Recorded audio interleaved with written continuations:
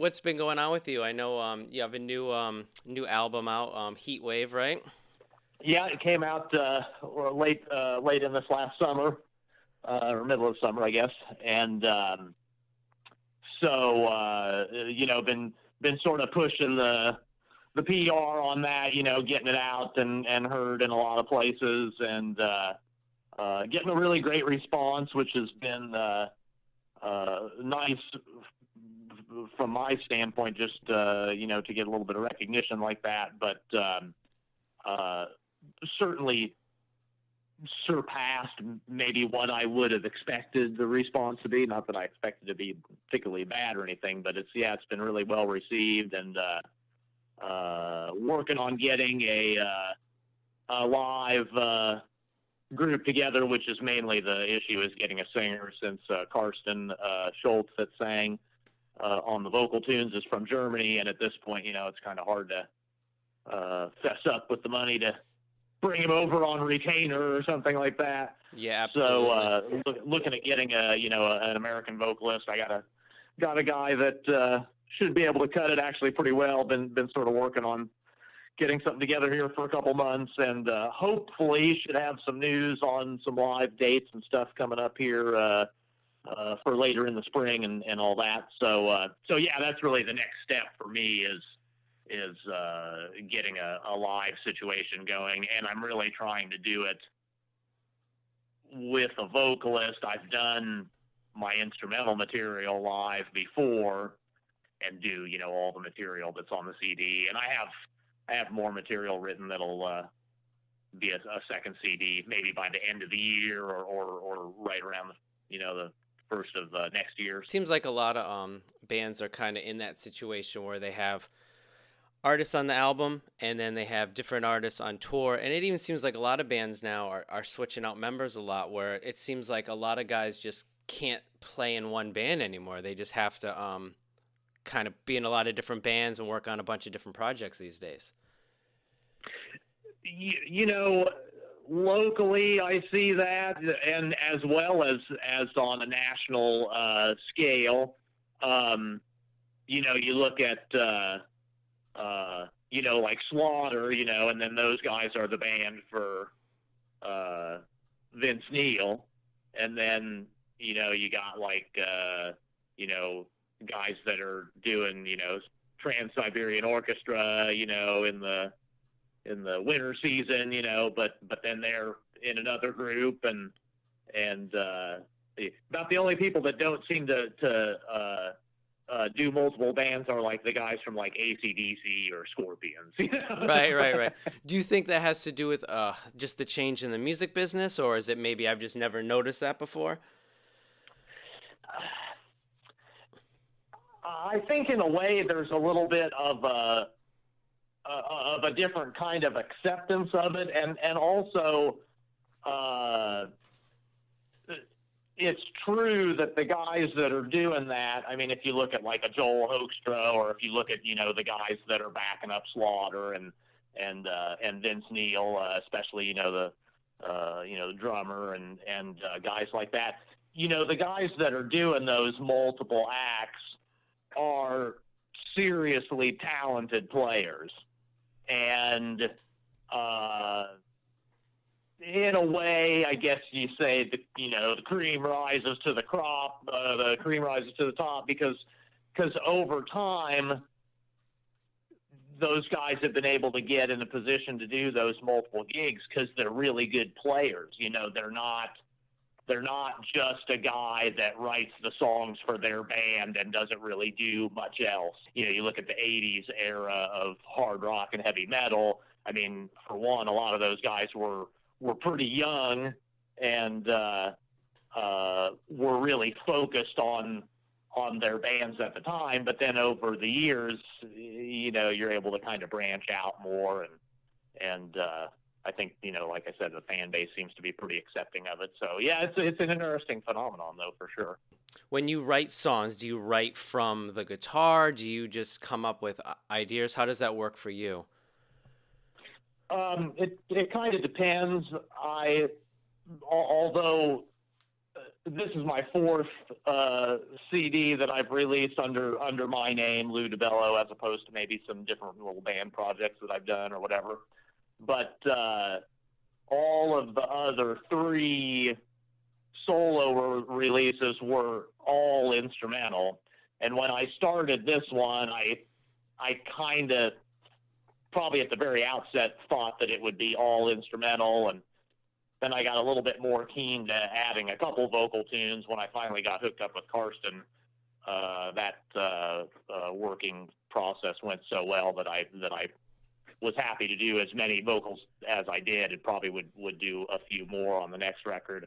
But despite not having released vocal tunes on a CD previously, I've written a lot of vocal tunes and maybe done some other demos and whatnot. So when I write vocal tunes, I almost always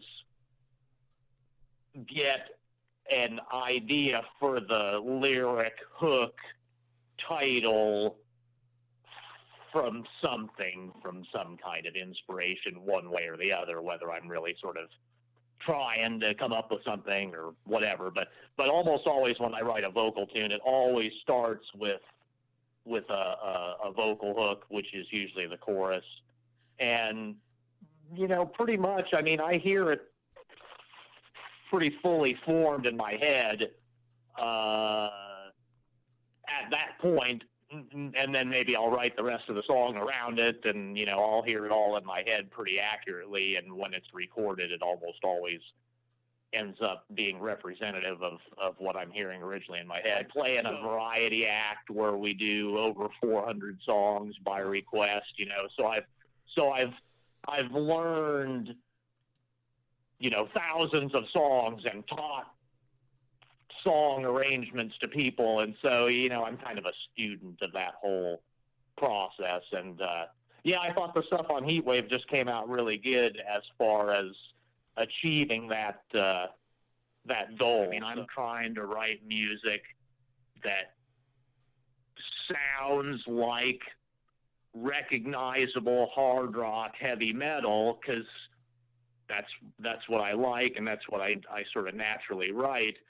And I don't want it to sound too unusual or too weird, because that's not the point. I'm trying to make it sound like what people want to hear. No, absolutely. It's funny. I was just speaking with a friend of mine about that, where you sometimes have bands that are full of all these accomplished musicians, and sometimes it may seem like the song isn't the important part.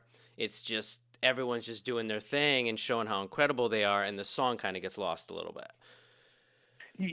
One thing, I totally agree. And, one thing that I really started to notice more when I got into the recording process of this particular record, and, there's certainly some moments that are pretty shreddy, and I'll throw, some little technique in here or there.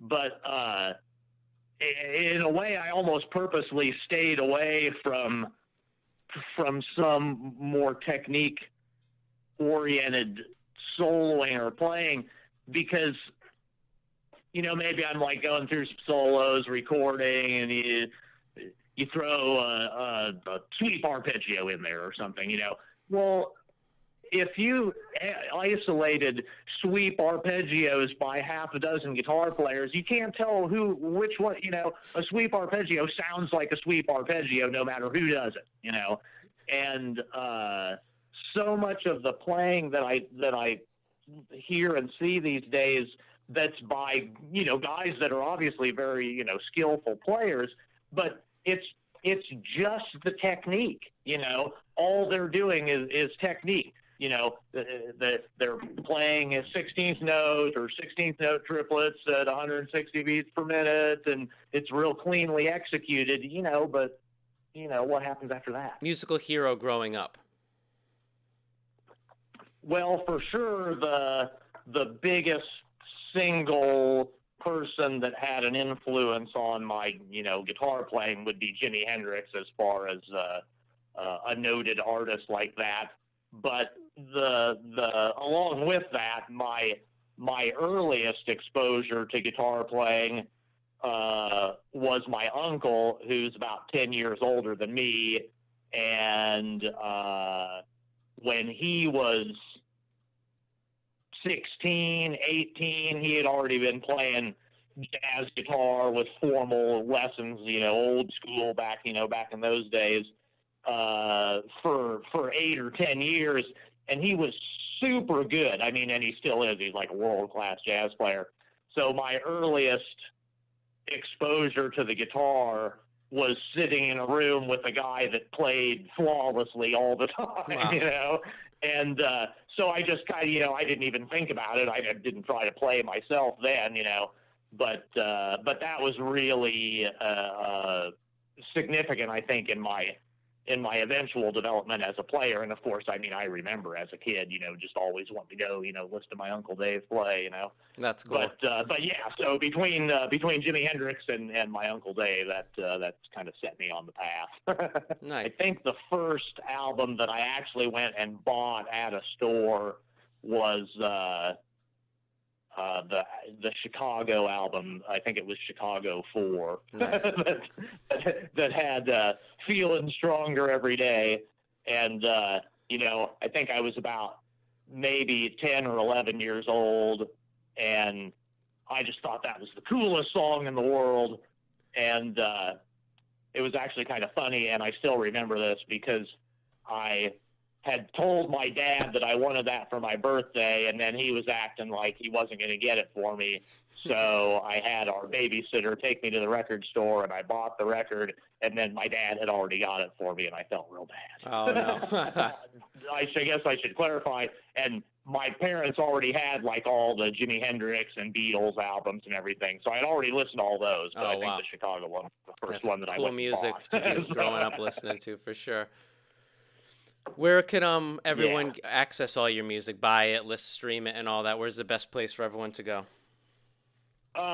So if you go to DiBello.com, that's got all the easy, links for, streaming and CD Baby, both download and hard CDs there. And if you can just search any of the usual sites as well directly, for my name or for the HEATWAVE album. So LouDiBello.com has a lot of stuff on it, and then my YouTube channel has a lot of stuff. Just search Lou DiBello on YouTube or Lou DiBello Guitar on Facebook. This album cover is really cool for sure. I see that Les Paul on there. Is that your preferred guitar, Les Paul, or do you have, I assume, probably a whole giant collection of guitars? Not that we need to list them all. Well, I do have a lot of guitars. Yeah. What's that? Not that you need to list them all. I'm sure you got a bunch, but just do you have a favorite? Oh, yeah. Well, I do play mainly the Les Paul or Strats, and so I have several Fender American Strats. One that I play in particular the most, and then the Les Paul that I play is actually about a 1975 lawsuit era, really, really nice. Copy guitar made by Aria. Oh, no kidding. And it has the diamond nameplate on it, and they didn't make very many of that series. And I mean, I've AB'd it against a couple Les Pauls over the years, and we'll sit there and pick up one, play the other, pick it up, and I had a nice Les Paul that a guy brought to a gig, and so I played that for a set, and then I played mine for a set. I'll tell you what, man, that guitar that I've got, it really holds up against some nice Gibsons. So it was mostly that guitar and the Strat on the album for sure. Very cool. Any last words you want to add before we let you go? No, just thanks for having me on. Certainly appreciate the support and being able to get a little exposure out there from you, and hopefully I'll have some news about some live dates and whatnot. Maybe we have something else to talk about here sometime.